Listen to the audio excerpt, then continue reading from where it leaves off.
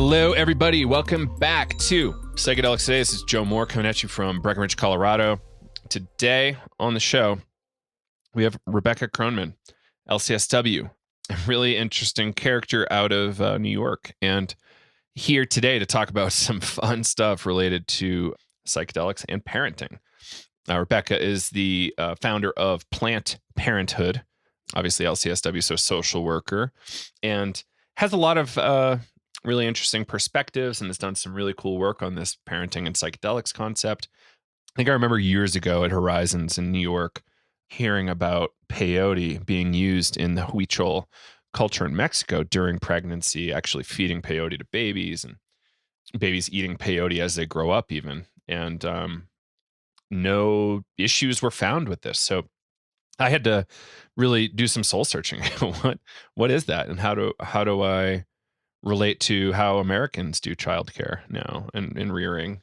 And thankfully, there are people out there like, I think the podcast is called Psychedelic Parenting, and now Rebecca taking over with Plant Parenthood.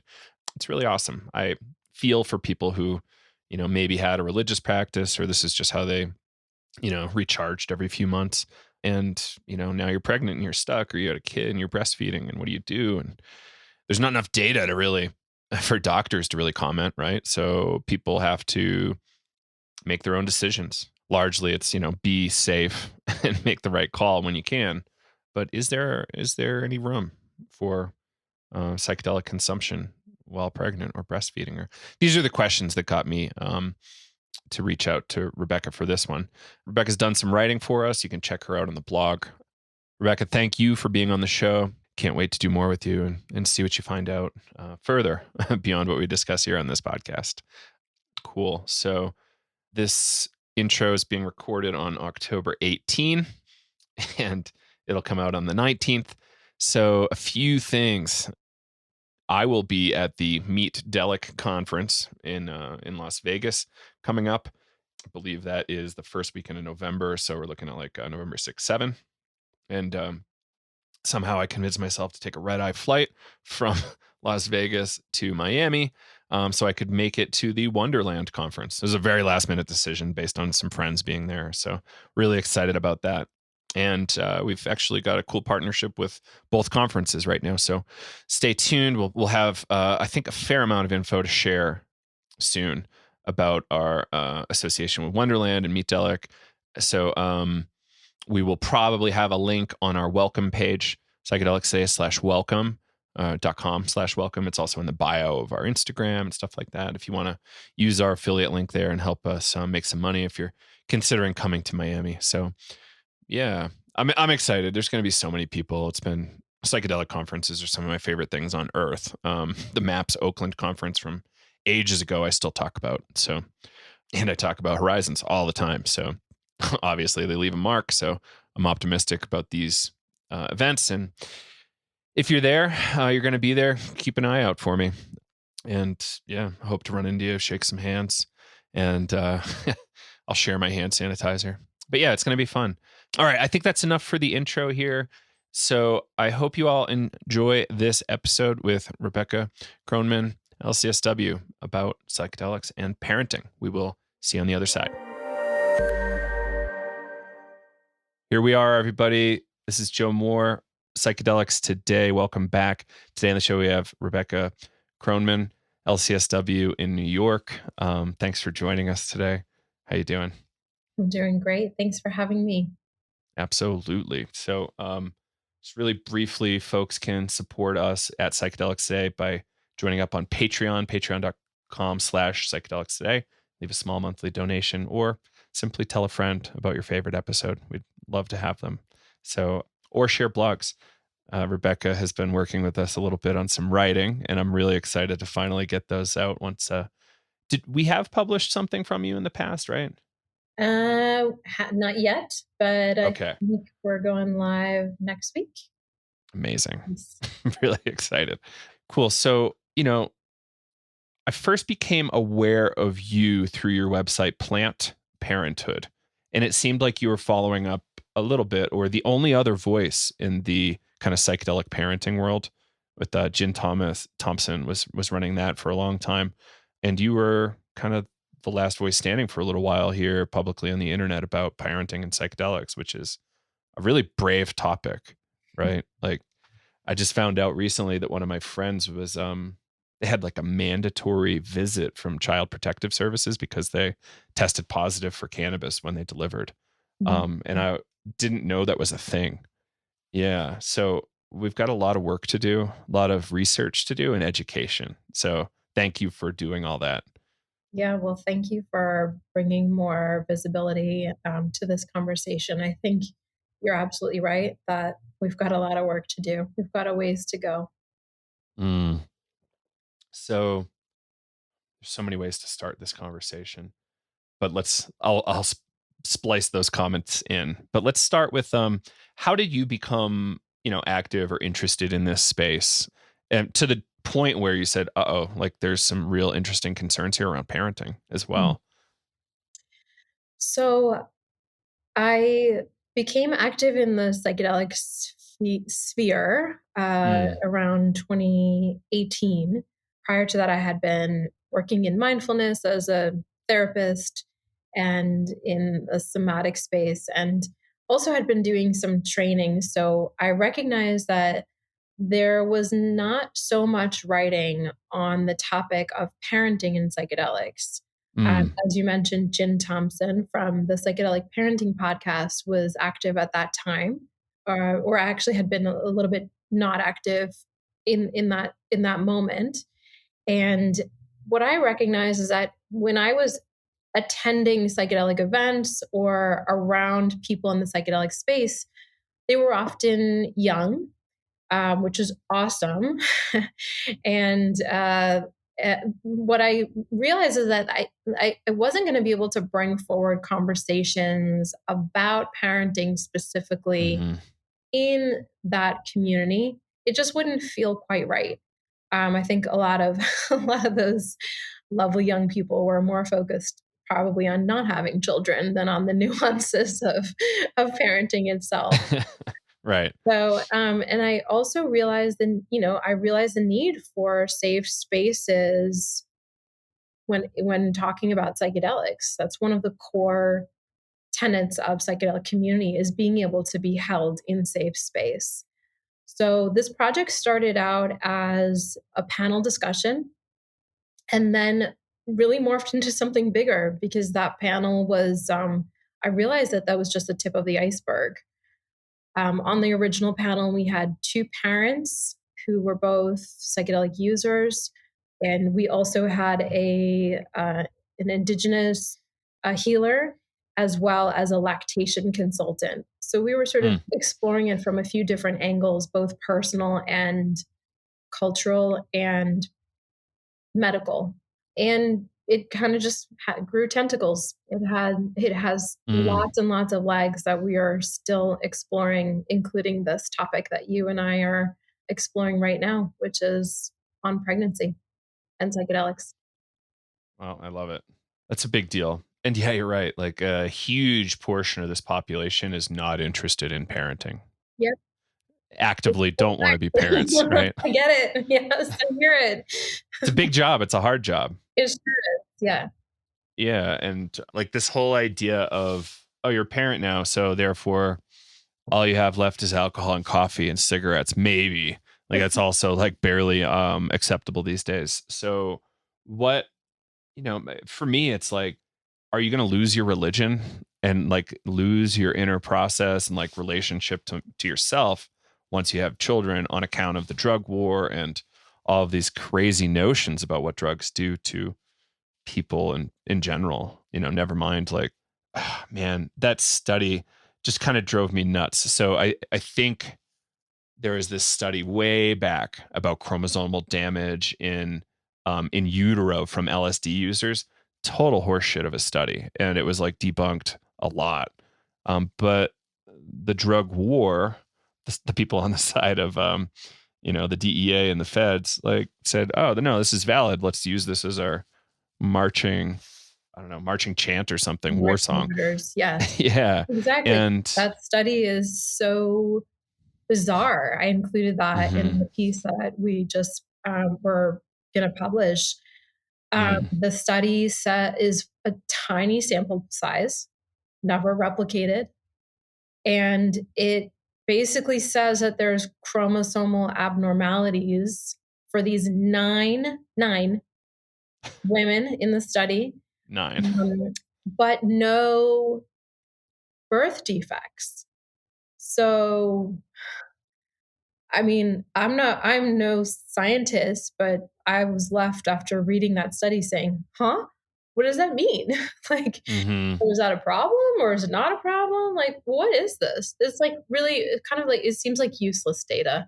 But I think we're seeing that, Fair. see that for a lot of different substances, that the study size is very small and not replicated, and the outcomes are really hard to make sense of.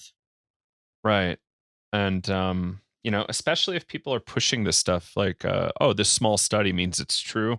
And we, as you're somewhat of a clinician, but as citizen scientists, and advocates, like we should understand what this actually means and have some sort of grip, because how much of psychology like hasn't been replicated yet? It's like, that's alone a fundamental issue that we're going to have to grapple with over the next decade, I think, quite a bit. And these psychedelic studies, like often, very small sample sets even today. Huh. Yeah. So in New York, did you see any kind of like special attitudes around this topic that might be unique to say like what an attitude in like Louisiana or Kansas might be? Or is it kind of like a uniform American parenting culture? I assume it's quite fragmented, but well, I can speak a little bit on that. So cool. Planned Parenthood began, as I said, as this panel discussion. And then what it morphed into was this larger project that also encompassed integration circles for parents, and not just for parents, but really for anyone interested in the intersection of family and psychedelics. So everybody is a child of someone, and everybody belongs, to some kind of a family structure, even if that family structure is disrupted or not cohesive. So, to your question about what does this look like in different geographies, I live in Brooklyn. I feel pretty at ease speaking about these topics, not just because of my geography, but because, frankly, of my skin color and my privilege in being able to talk about a lot of these topics without fear of serious repercussions. I think, again, not just geography, but your personal demographics make a big difference. So, are you being held in a community that can receive these sort of challenging discussions? Is this part of your cultural conversation that you were raised with from the beginning of your life? For example, if you're being raised in an indigenous context where there is absolutely nothing taboo about these topics, or are you in a community that, for example, even views any substance, caffeine, as a poison, or like a thing that is just totally off limits? So geography makes a difference, and I think also who you are and what the repercussions for you specifically are makes a big difference. And we've been lucky to have people from all over the United States join our integration circles, and Canada. And one of the things that is really special to me, I feel like really honored to be receiving people from places where it definitely feels like we're the first space where they're talking about some of these topics that feel really hard, and that feels good to be holding that kind of space. So let's back up and talk about Plant Parenthood. What does Plant Parenthood do beyond these integration circles, or what are these integration circles? So Planned Parenthood is a digital platform investigating the intersection between family and psychedelics. And Mm, our mission is to destigmatize some of these topics. So we do that right. by writing. We do that by speaking to leaders in the field about how they've approached these topics in their families. And we do that by holding space for community. Hmm. So we have a usually monthly integration circle. We is myself and Andrew Rose, who's my colleague. We co-run Plant Parenthood. We're also colleagues over at Fluence, where we're both assisting trainers. Mm, And yeah, so we're both parents, so that's why I say sometimes it's a little bit intermittent. Back to school, hmm. we kind of held off a little bit, but usually it's a monthly integration circle. Yeah, and we hope to do more community building in the future because we recognize that this is a space within psychedelics that needs special attention. Yes, very much so. Yeah, I love that you've been able to find this niche community that really needs help. And we kind of chatted earlier about like other niche communities that probably also need help. Are you familiar of or can you share any that you're really interested in that maybe not active in but interested in? Andrew and I just had a really fascinating conversation yesterday with Mm, podcast called Mormons on Mushrooms. Have you heard of them? no. Okay.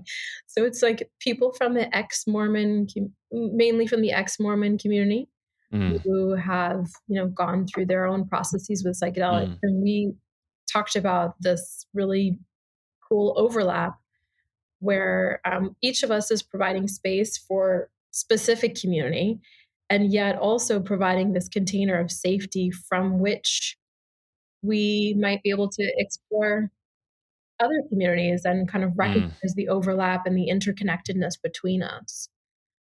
So that one sticks out to me. I just found this book on my shelf, Uh-huh. LSD and versus LDS.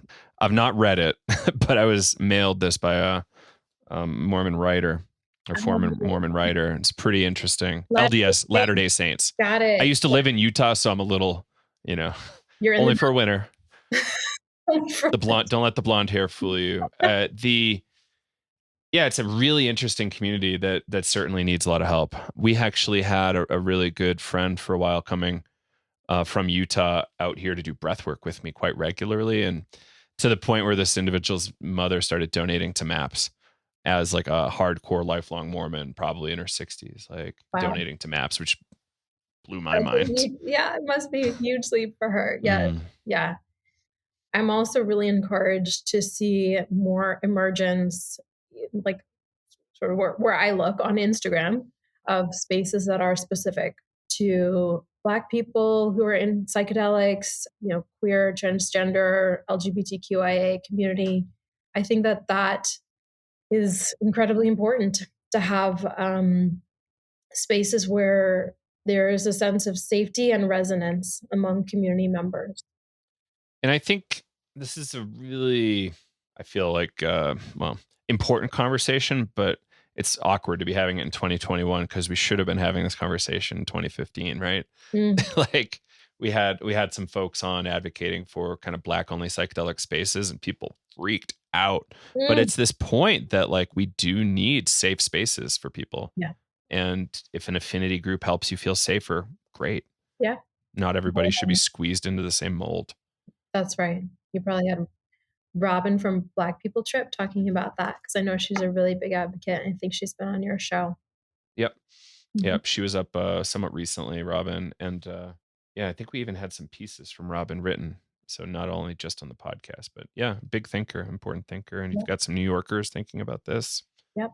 And New like, Yorkers. what would happen if we had really cool Black only spaces where people felt really comfortable and they can develop in their own way?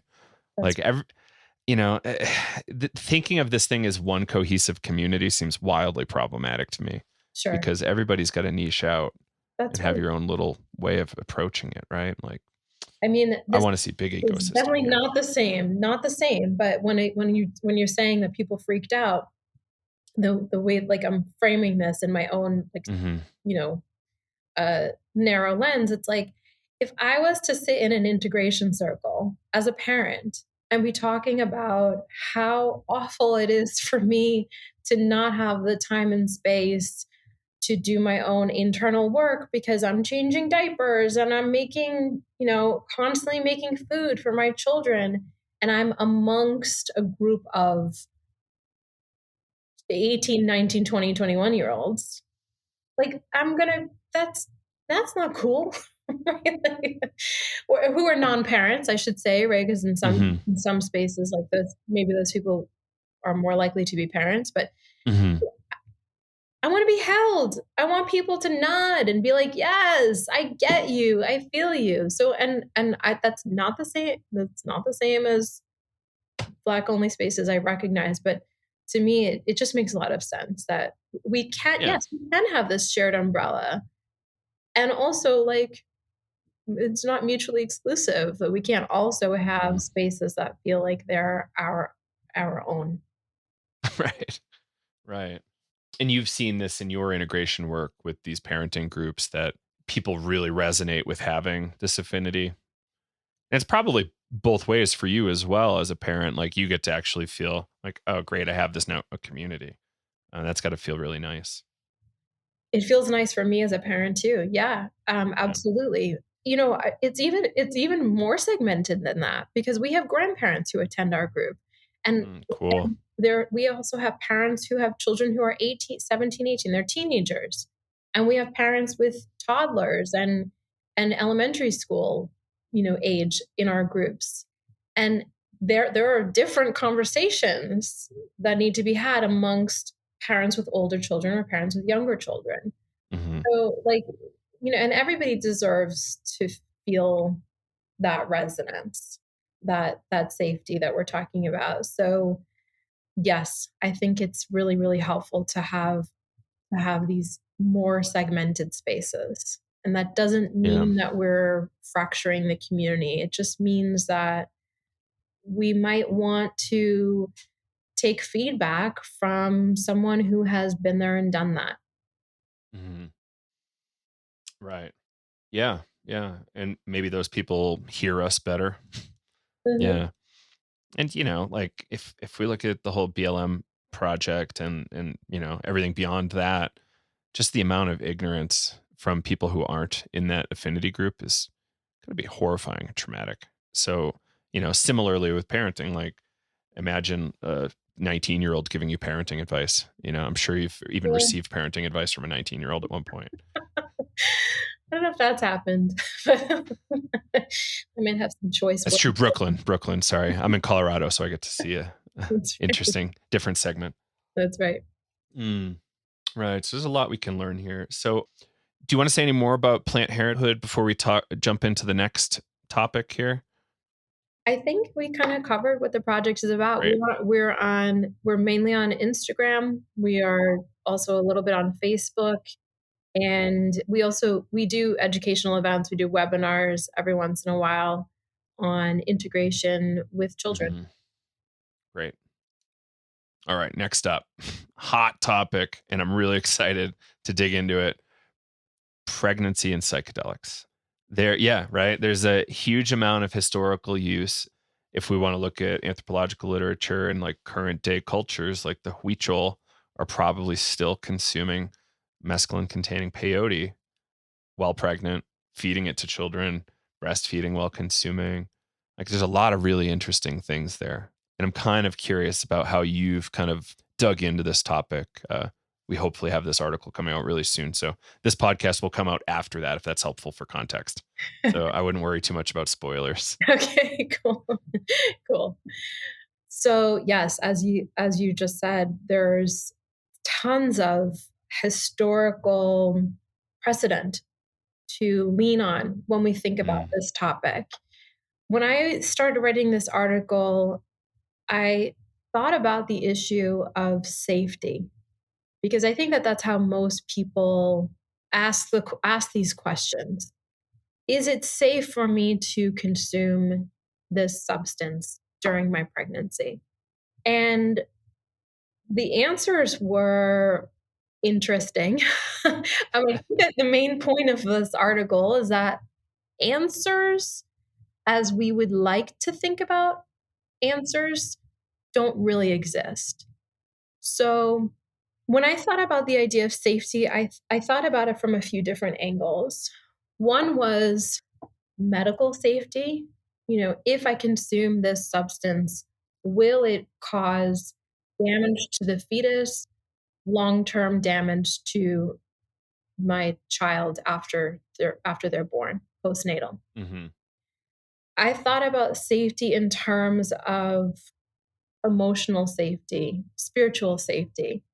Am I being held in a community that can approach these topics, that can give me a safe container to participate in the type of work that I'm interested in with psychedelics? I thought about safety in terms of legal safety, custody, Mm-hmm. and how that impacts people differently. And I think, as is the case with a lot of topics around psychedelics, like there's not a lot of hard answers to any of those questions.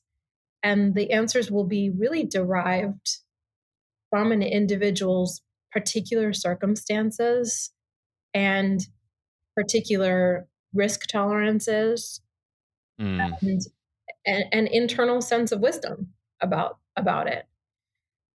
So, where we started this conversation about research, evidence-based medical Mm-hmm. research is an interesting kind of lead into the topic. And it's sparse. It's very public. Mm-hmm. So what I learned about that from Jessie Lynn Dolan, who is on the board of the American Cannabis Nurse Association, is Mm. that when we think about research during pregnancy, there's a huge ethical barriers. You don't gather a group of pregnant women and say, try out this substance and see what happens to your child in the future. Like that's not going to Right. pass. That's not going to fly.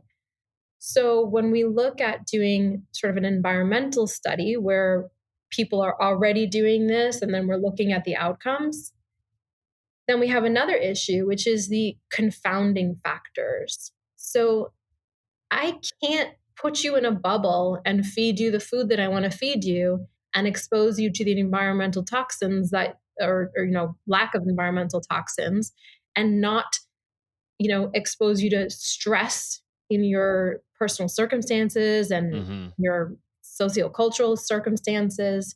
That's not a thing. So there's a lot of different substances that birthing parents are exposed to during their pregnancy. And to parse that out and say, like, well, does this one create a birth defect, for example? It's Mm-hmm. very, very difficult and maybe not even possible. So that was one kind of like opening for me, like realization. It's like, how do you even do this research? Is it possible to do this research? Seems like in an active sense, it's a obvious no, but I'm sure you have some considerations beyond Yeah. that. Yeah, I mean, and I spoke to Amanda Fielding for this article who felt Awesome. maybe a little bit more hopeful that Yeah. this could take place in this type of research could take place in the future.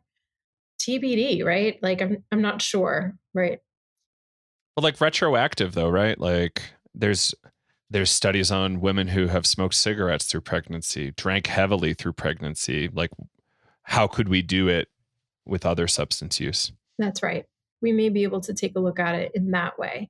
And in fact, there is perhaps a little bit more of that type of evidence. For Mm-hmm. example, one of the widely known studies in the cannabis space is on cannabis using birthing parents in Jamaica. And one of the critiques of it was a study again, small sample size, is old, is from 1994. One of the critiques of that study is that yes, well, actually, the study found better birthing outcome, better Mm. outcomes for cannabis consuming birthing parents in Jamaica. And again, small Wow. sample size. I think it was their attention, in terms of the baby's attention, and there's another detail that I'm forgetting there. But All one of the good. critiques is that also those birthing parents were typically had a higher level of education and had fewer other children to take care of. So how do you parse out, like, did these babies who had better outcomes, was that because of cannabis? Or is that because, Yeah. mom didn't have as many other kids to take care of, and maybe she had, more economic ability to care for her baby. Like, Mm. it's tricky. Right. And then, like, can we even compare Jamaicans to Americans? That's Like it, right. Exactly. yeah. Because of the cultural container, right? So that it's Hmm. not stigmatized in the same way. So maybe birthing parent doesn't feel the same, sense of being ostracized because, or secrecy that leads to more adrenaline in their system. Right. How do we piece those things apart? I don't think we can. Hmm. Right. There's so much nuance here. So much nuance. Yes. And in a lot of ways, people are just going to do what they feel inclined to do, regardless of what data says, right? Like, Right. oh, okay, I feel most safe following my very conventional doctor's advice, Yeah, that's right. or I'm going to do what my doula and midwife say. And then, yeah, like, is your doula a psychedelic person? Like, do you have that same level of connection with them as you would with, somebody from your psychedelic community? That's right. And Or it's is there like, interesting. You go ahead. I can't even find a doctor. Like, Yeah, and never mind like something more specialized like this.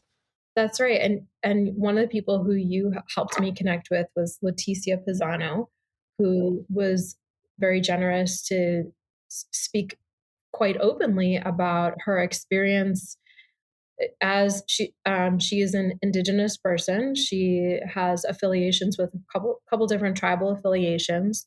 So her whole upbringing was, it was a non-Western upbringing where she didn't have the same stigma Hmm. against these substances.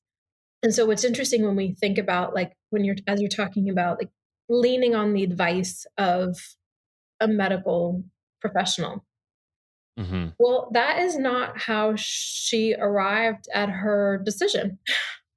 And Hmm. it wasn't like, go to the doctor and the doctor says you can or you cannot take psychedelics. It was really her ability to both be held in a safe cultural container, as well as her ability to tune into her own wisdom, which she has so many ways of to access that, just in the way she lives. So many Hmm. ways to tune in, to slow down, through ceremony, through different rituals that she participates in. So, whereas a non Indigenous person, I think, is sometimes less accustomed to that, more accustomed to, like, looking outside of themselves for the right answer. Right. The stereotype being like great spirit, and I can commune with great spirit and other spirits and have answers externally provided from, non-human sources. It's Yeah, pretty, right. Being able to tap I into would appreciate that. divine wisdom. Yeah, sure. Yeah, right. Right. Yeah. Yeah, Leticia is really an interesting person. Yeah. Really, really excited Leticia came through our program. Yeah. Felt like we were grilling Leticia for information about NAC, Yeah. and she's very gracious. Yes. Yeah. Well, yeah, there's so many different cultural frames, right? And yeah, like your idea of safety. One of my one of my favorite lines is you can't really prove safety at all. Mm. You know, if we look at clinical trials, you can get like a statistical figure across like a data set that's tens of thousands of persons deep, if not like hundreds or Mhm. millions. And you have to kind of play in that frame of statistics. You're still kind of unsure. That's right. Yes, there is definitely a degree of unsureness. And One of the things Mm. that I was thinking about processing a little bit with Andrew was I think a lot of what our knowledge base is either based, a lot of what we think of as safe or unsafe. First of all, it's based in propaganda from the war on drugs. It's based in a real lack of information. It's more of the absence of information than the presence of information when it comes to this topic. But there is something that we do know, which is that when it comes to attachment with a child, when those attachments are ruptured, we are 1,000% certain that that creates really poor outcomes. So when we think about safety, maybe the frame is really thinking about how to best create those strong, healthy attachments between parent and child. And does that mean that we need to be really attuned to the health of birthing parent, making sure that they are not, for example, throwing up every single day, unable to care for other children in their care? Does it mean that we need to really take a look at how the criminal justice and child protective system is intervening in cases where, yes, birthing parent is using drugs, but does that necessarily mean that they are not parenting adequately? We've made the leap that it must be true that, if you are a drug using parent, you must be an inadequate parent. Right. But that is, I mean, that's bullshit, right? Absolutely. Yeah. So there's a case that just happened in Arizona very recently where a birth mother who was prescribed medical marijuana for hyperemesis, which is when you are super nauseous and you throw up like all day, every day. She was put under investigation by Child Protective Services, and she was put on a registry of like abusive parents. I mean, you know, I have the same reaction as you, right? And I don't know her I don't know her race, but you can imagine that if that that there's big differences between being a Black birthing parent and being a not Black birthing parent. First of all, those parents are monitored much more closely in the medical system and in the child protective system. And I don't have exact figures on this. I don't think they exist, but you can imagine that those the outcomes for those parents in terms of their children being able to be under their care are, there's a big discrepancy between Black and white. Yeah. I was reading stories recently about inequality in the healthcare system and how people of color are treated in hospitals relative to white folks just generally. And if you had like an affluent white person relative, like it's more insane. Yeah. This is Oof. something that Dr. Kelly Sykes, who's also my colleague at Fluence, he contributed to this article as well. And she was explaining that there's big differences in the way that parents are treated if they're under investigation as a single parent versus as part of a divorce or custody proceeding where there's two parents involved. So if there's one parent involved, which is more likely to be a Black parent, the child is far more likely to be removed from the home. But not just that, that parent is going to be subject to drug testing ongoing, regardless of whether they've shown themselves to be a good parent or not. And again,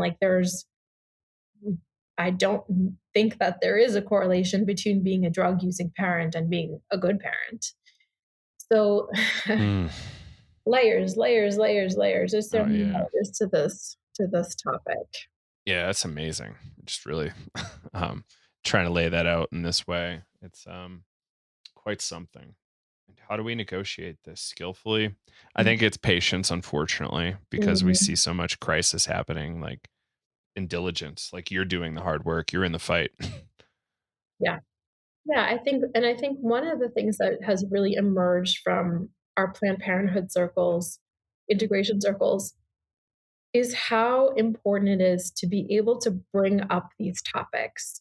So, like, you just mentioned that it's really hard for you to find a doctor, and I didn't ask you more about that, but I think one of the things that a lot of people experience who are substance users is that they encounter lots of people in the medical profession who they don't feel safe with. They don't feel safe with that disclosure, either because they feel they're going to be judged or because something worse, like there's a risk of losing custody or losing legal rights because of their immigration status, whatever it is.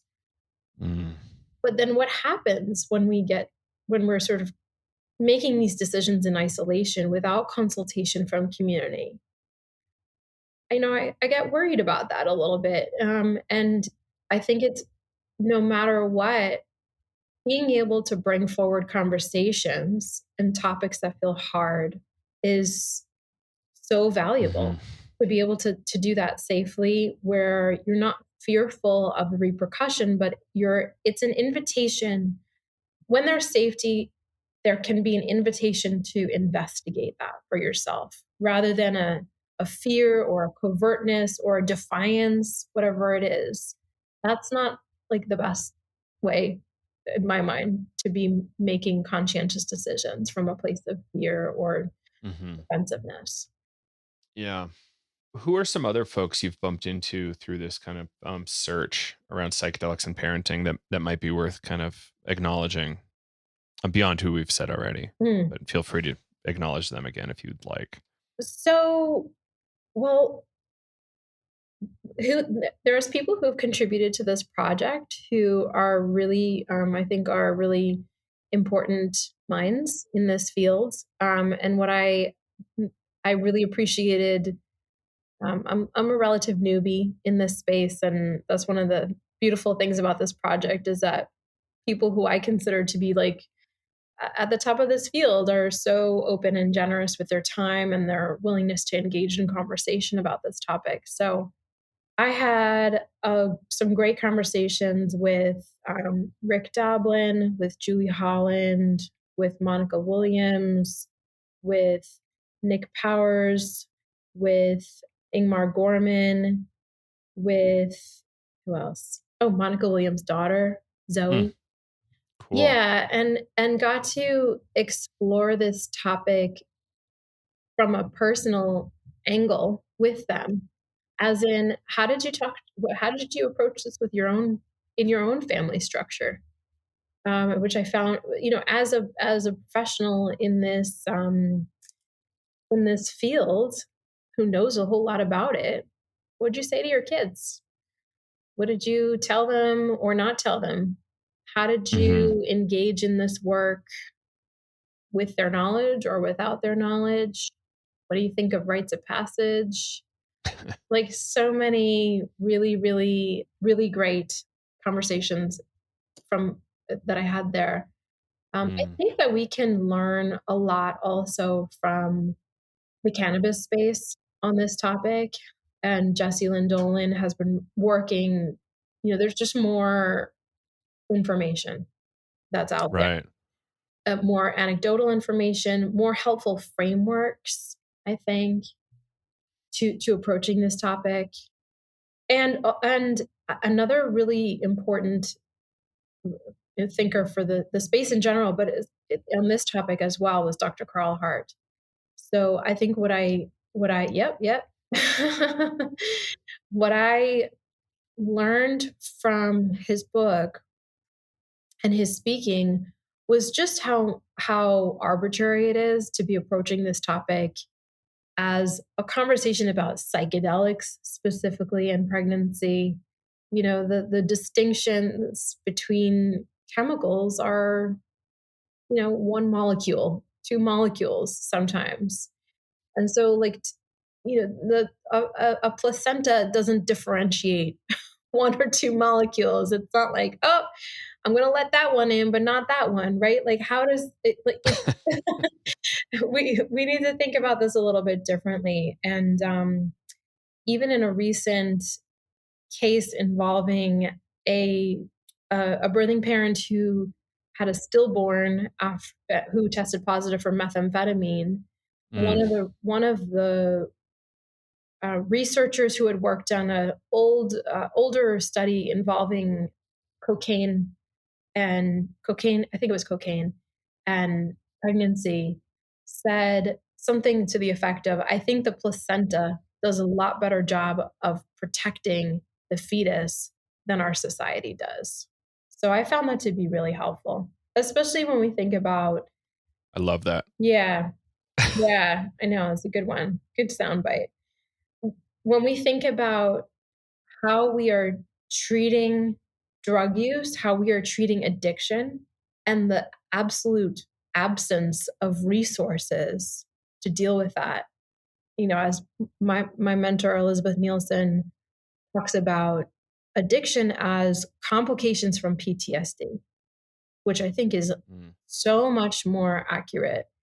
And when I was writing this piece, I was accessing, things that judges had said about birthing parents who use drugs, as if this was some like malicious, intentional act against their growing fetus.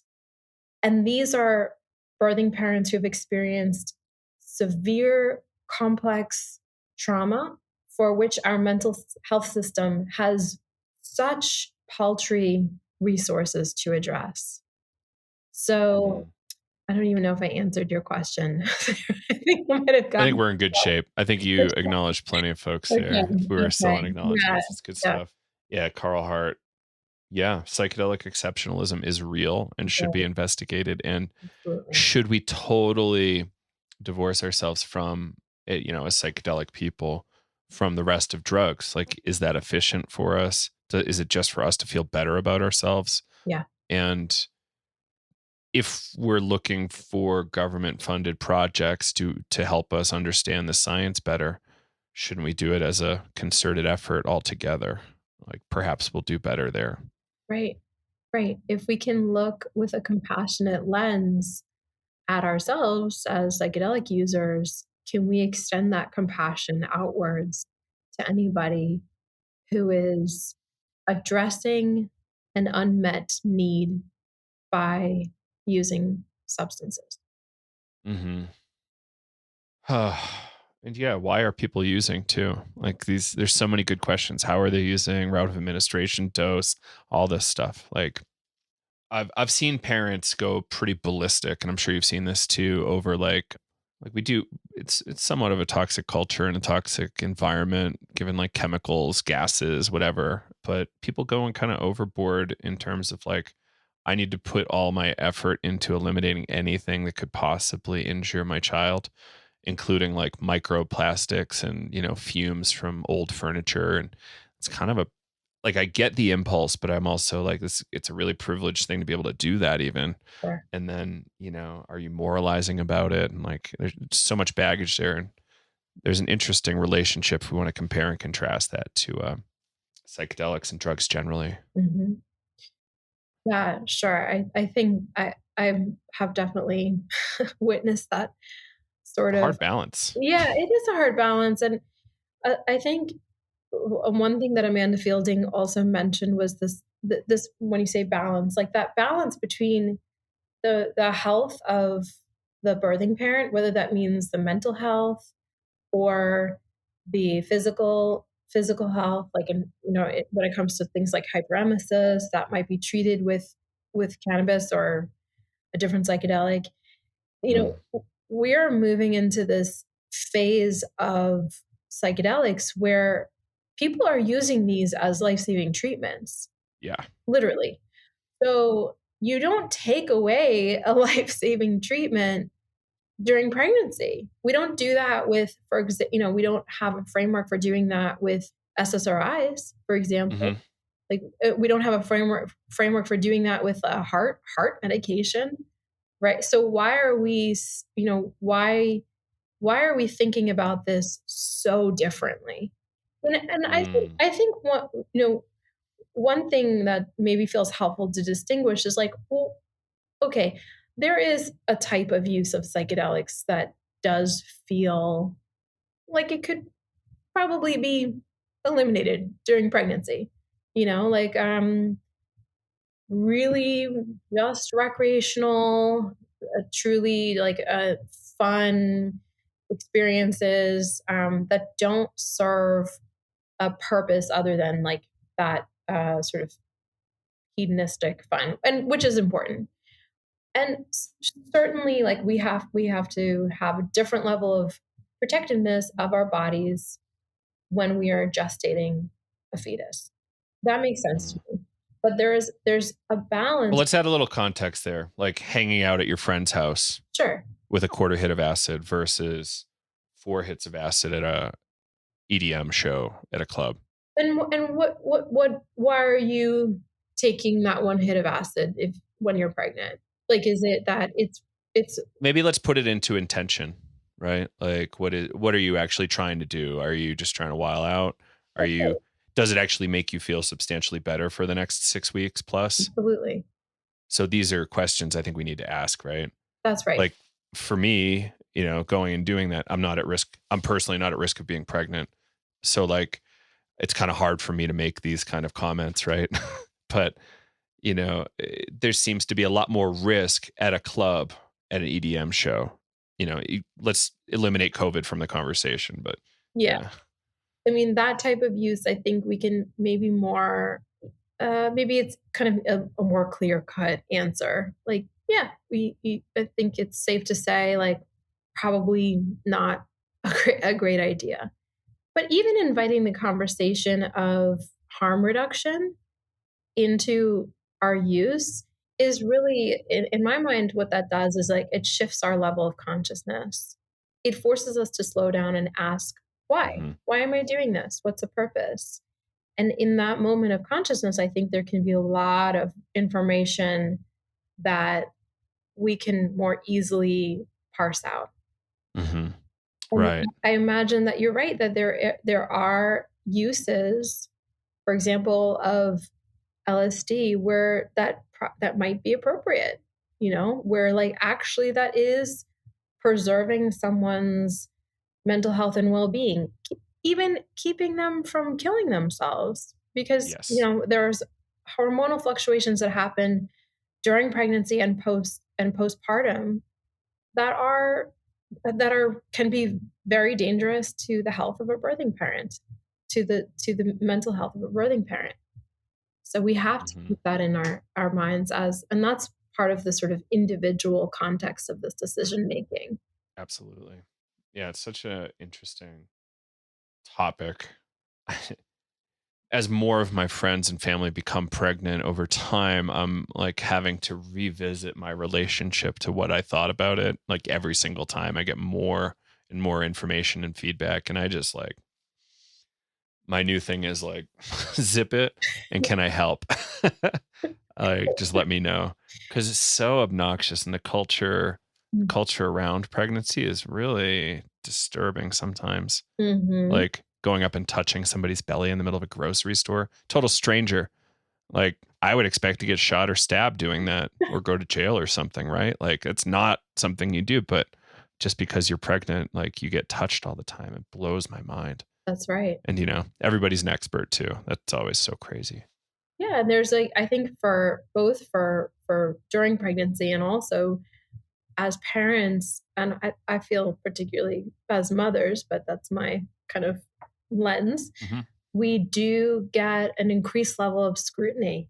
That's one of the outcomes, so like as you're talking about, like people are touching our bodies, not yours, mine.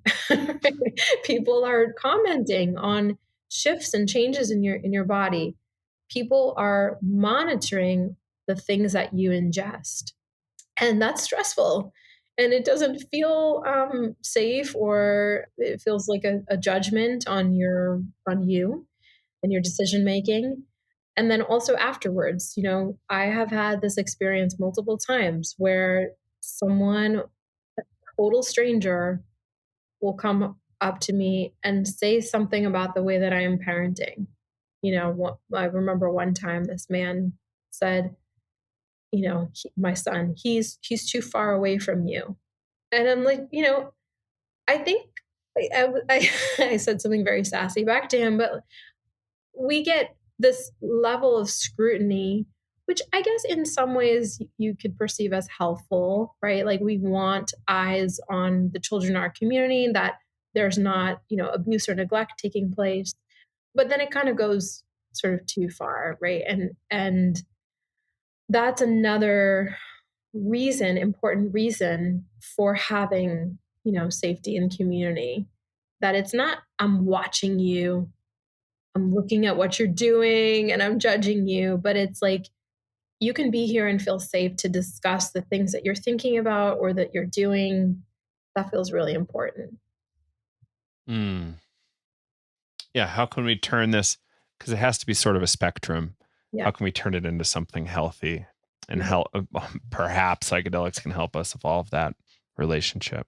Yeah. Interesting. So before we wrap, I'm kind of interested in this idea of disclosing use to children. Like this, it seems like a big topic, probably is. But, how would one even go about it? Because kids can go to school and start sharing everything about their weekend.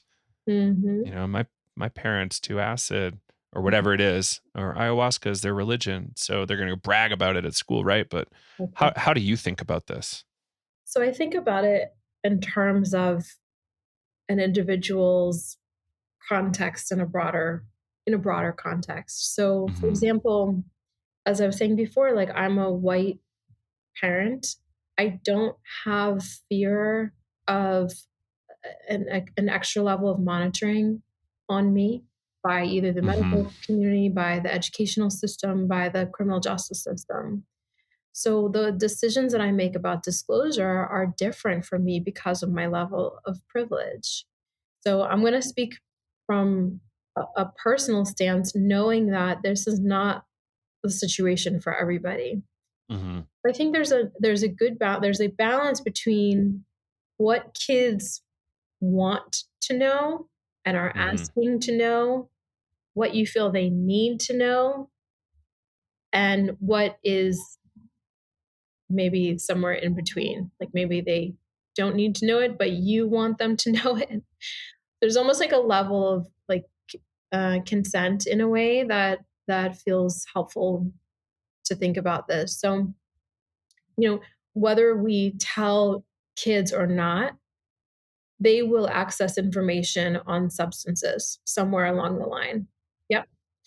They will find that out from somewhere, whether it's like sort of gleaned from a broader, cultural conversation, or whether it's from being exposed to it, maybe at a slightly older age.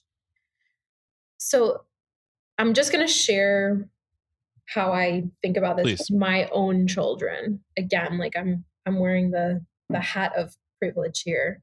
I talk about addiction more broadly.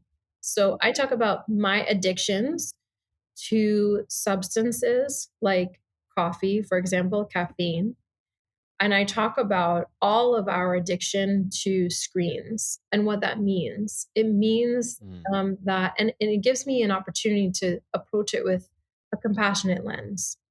So what it means is that if I didn't have coffee, it's going to hurt my body.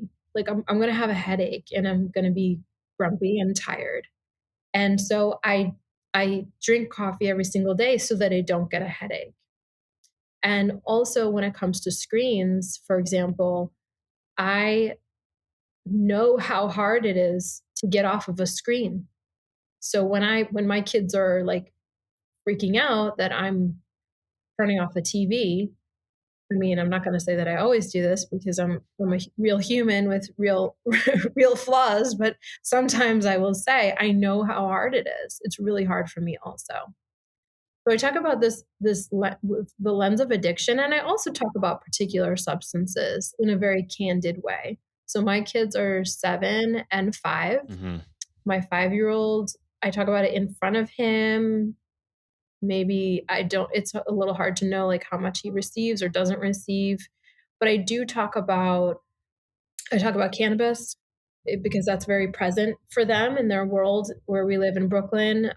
They can smell it, they can see it. I talk about other substances that, mommy works with in her job that help people deal with being sad or having had really hard experiences in their life. I think other people have approached, I love that. That's yeah, just like normal stuff. Meanwhile, I'm like, do they care? cool. Are they listening? I don't know. Like it helps make it boring a little bit. It's like normal and then therefore not as like exotic and interesting. I Exactly. think this whole concept of de-exoticizing is really helpful. Exactly. Yeah. Anything more on that topic around disclosure that you'd want to throw in? I'm sure it's an endless topic, but Yeah. So I think disclosure can be a really excellent opportunity to invite a discussion about compassion for people around us who are struggling and suffering with their own substance use. And yes, that applies to psychedelics as well, of course. And that's in my kids' world, right? Like we walk by people on the street who are unhoused and like maybe they're dealing with their own mental health struggles as well. So that's present for them. mm-hmm. It's relevant. And I think it's also a really excellent opportunity to be talking about fairness and the racial disparities in the criminal justice system around drug sentencing laws. And obviously, that's not what I would say to my 7-year-old or my 5-year-old exactly in those words, but they know fair. They get it. They get it in their bones.